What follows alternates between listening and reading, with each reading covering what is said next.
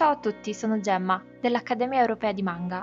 Nel workshop di oggi affronteremo la colorazione, in particolare vedremo come colorare diversi tipi di pelle nei nostri personaggi. Al termine del video vi invito a raggiungerci sul gruppo Facebook Manga Workshop, dove troverete gli insegnanti disponibili per i consigli e le correzioni dei vostri lavori.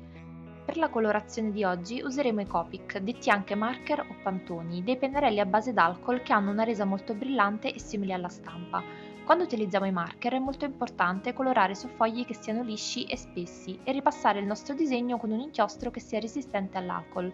Se non avete a disposizione un inchiostro adatto non preoccupatevi, potete sempre fare una fotocopia così da non rischiare di rovinare l'originale. I Copic hanno due punte, una è la punta a pennello, morbida, che ci permette di variare il tratto e di creare sfumature, nonché di ottenere delle linee molto fini. L'altra è la punta a scalpello, più spessa, per stendere il colore in maniera omogenea e nelle aree più grandi del disegno. Variando la pressione del pennello possiamo sfumare il colore. Premiamo di più all'inizio e poi alziamo la punta dal foglio per rilasciare meno inchiostro.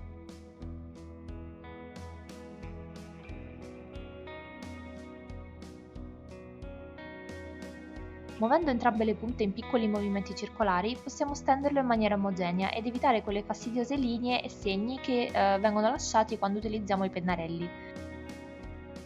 A differenza dei pennarelli a base d'acqua, i Copic si possono sovrapporre più volte sul foglio per creare toni chiari e scuri. Si può creare un tono scuro anche con un solo colore, aspettando che il primo strato si sia asciugato e poi ripassandolo. Altrimenti si possono utilizzare due colori e mischiarli fra di loro per creare una sfumatura di tono.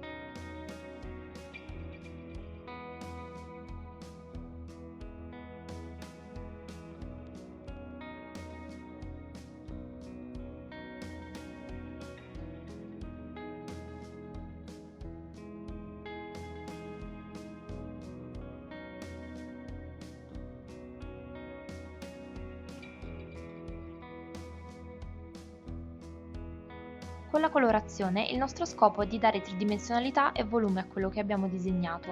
A dare volume sono le luci e le ombre. Prima di iniziare, la prima regola è di scegliere la direzione della luce. Io ho deciso che verrà da destra, di conseguenza tutte le ombre saranno nella direzione opposta, cioè a sinistra. Le ombre si formeranno anche nei punti più nascosti o che sono coperti da un altro elemento, per esempio, l'ombra più grande sarà sotto il collo perché è coperto dalla testa. Adesso vediamo il primo esempio, che sarà un tipo di pelle chiara. È importante scegliere i colori giusti. La pelle chiara non è rosa, ma può avere delle sfumature che vanno dal giallo al rosa al rosso. Per iniziare possono bastare due colori, uno chiaro e uno scuro. Quindi ho preparati tre. Il primo lo userò per la base, il secondo per le ombre e il terzo per i punti massimi di ombra e per i ritocchi. Non dimenticate di tenere qualcos'altro sotto il vostro foglio perché il colore potrebbe sporcare il tavolo.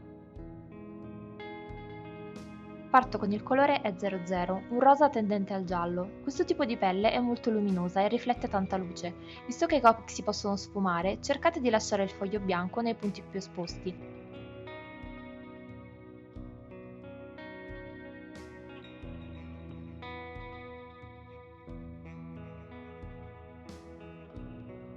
Lavorate velocemente perché i Copic si asciugano in fretta, ma non tenete la mano troppo rigida quando colorate. Immaginate di tenere in mano un vero e proprio pennello.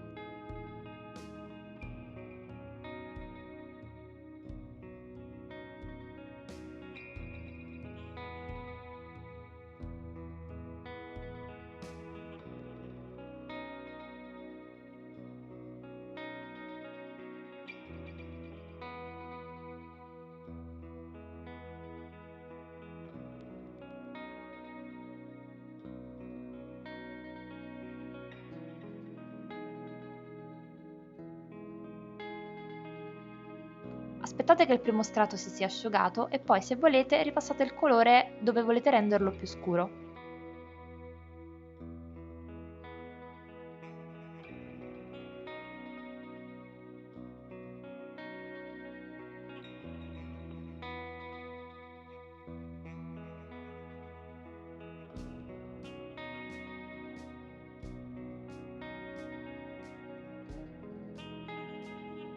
Ora che sono soddisfatta, passo al secondo colore, R30.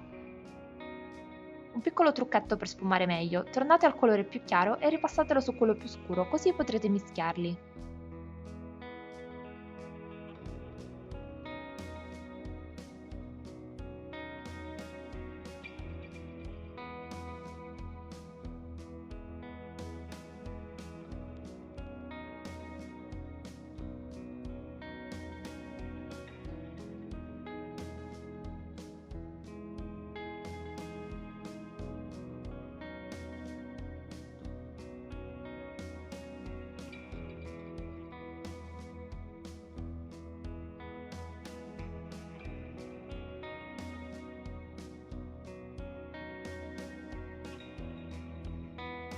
In alcuni punti la pelle è più rossa per l'affluire del sangue, io aggiungo il mio rosa sulle guance e sul naso.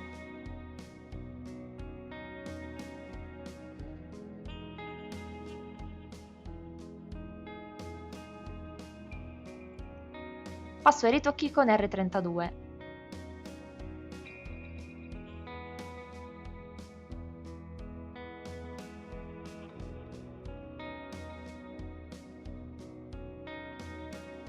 Mettendo dei punti più scuri sulle labbra sembreranno lucide.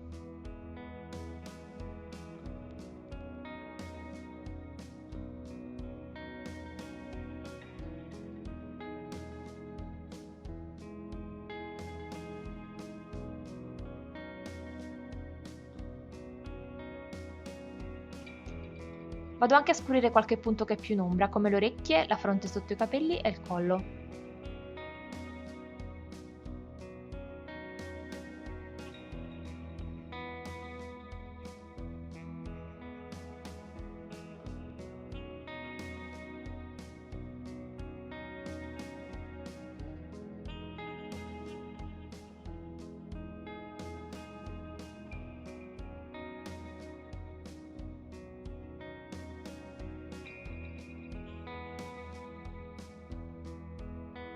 Ecco il risultato finito.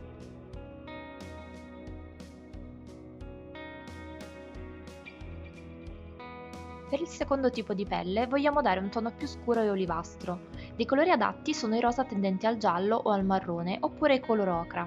Ho scelto un E43, un marrone ed un E97 che è quasi arancione. Mischiandoli insieme otterrò il colore desiderato.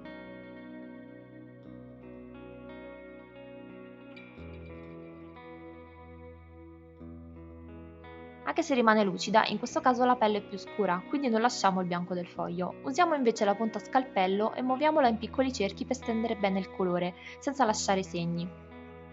Possiamo già scurire le zone dove ci sarà ombra, stavolta viene da destra.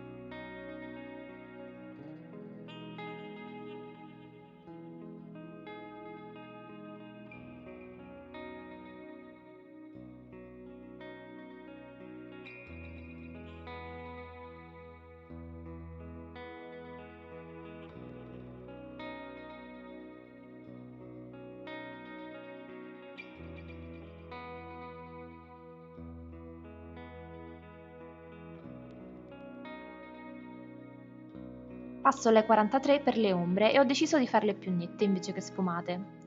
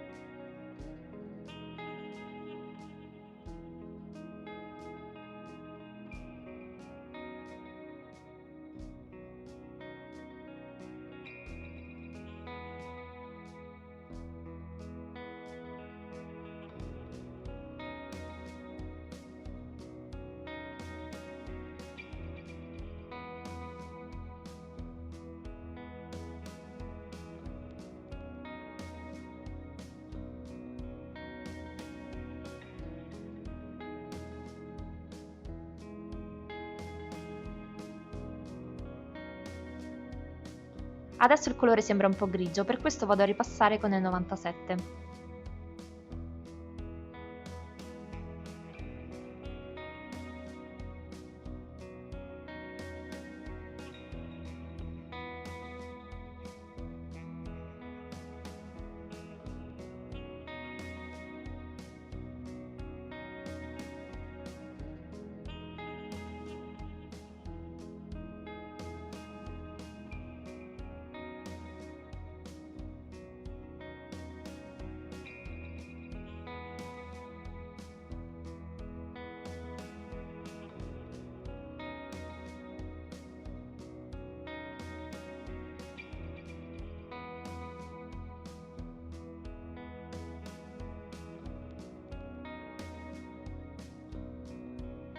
Per l'ultimo disegno farò una pelle molto scura. Scegliete fra i marroni che avete.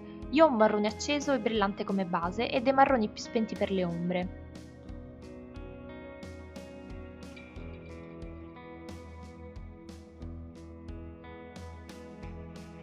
I colori scuri sono molto difficili da stendere piatti ed è importante non lasciare chiazze visibili sul viso. Può essere difficile all'inizio, quindi ripassate anche più volte il colore finché non avete uniformato tutto.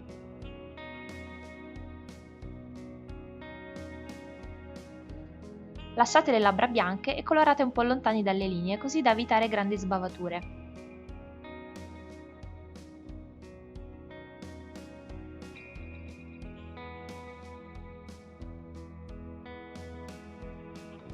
Fate sempre attenzione che i vostri Copic siano carichi, il mio purtroppo ha iniziato a perdere colore mentre lo usavo, quindi ho fatto del mio meglio per non lasciare segni dove potevo. E anche questi piccoli imprevisti sono fondamentali per imparare, l'importante è non scoraggiarsi. Ho deciso di usare anche l'R32 per le guance e dare un tocco di rosso.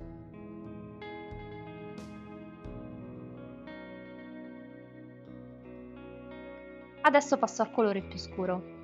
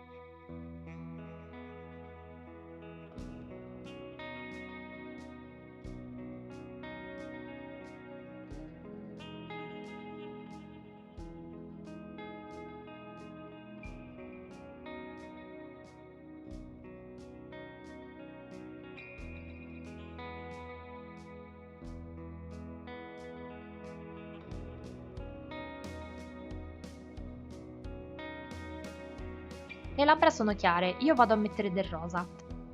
Utilissimo per i ritocchi è il bianchetto, potete comprare una penna gel bianca oppure del bianco acrilico che sia molto coprente.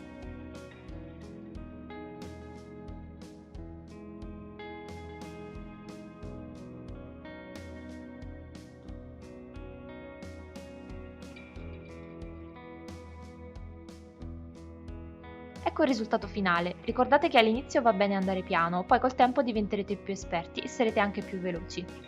Spero che questo workshop vi sia stato utile e non vedo l'ora di vedere i vostri lavori sul nostro gruppo Facebook. A presto!